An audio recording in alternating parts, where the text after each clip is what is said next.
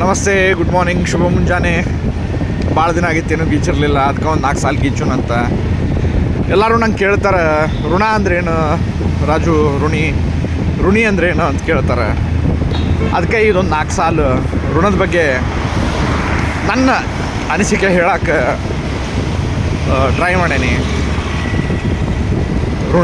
ಋಣ ಅಂದರೆ ಏನು?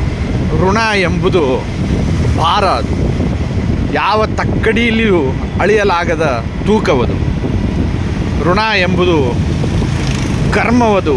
ಋಣ ಎಂಬುದು ತರ್ಕಕ್ಕೂ ಮಿಗಿಲದ್ದು. ಋಣ ಎಂಬುದು ನಿನ್ನ ವ್ಯಕ್ತಿತ್ವ ತೋರಿಸುವ ಪ್ರತಿಬಿಂಬವದು. ಋಣ ಎಂಬುದು ಮಾತಿಗೆ ಸೀಮಿತವಲ್ಲದ್ದು. ಋಣ ಎಂಬುದು ಮರಣವಾಗಿ ಮಣ್ಣಿನವರೆಗೂ ಒಯ್ಯುವಂಥದ್ದು. ಋಣ ಎಂಬುದು ತೀರಿಸುವಂಥದ್ದಲ್ಲದು. ಋಣ ಎಂಬುದು ತೀರಿಸಿಯೂ ಸಹ ಕೊನೆವರೆಗೂ ಉಳಿಸಿಕೊಳ್ಳುವುದು. ಋಣ ಎಂಬುದು ತೀರಿಸಿಯೂ ಸಹ ಕೊನೆವರೆಗೂ ಉಳಿಸಿಕೊಳ್ಳುವುದು.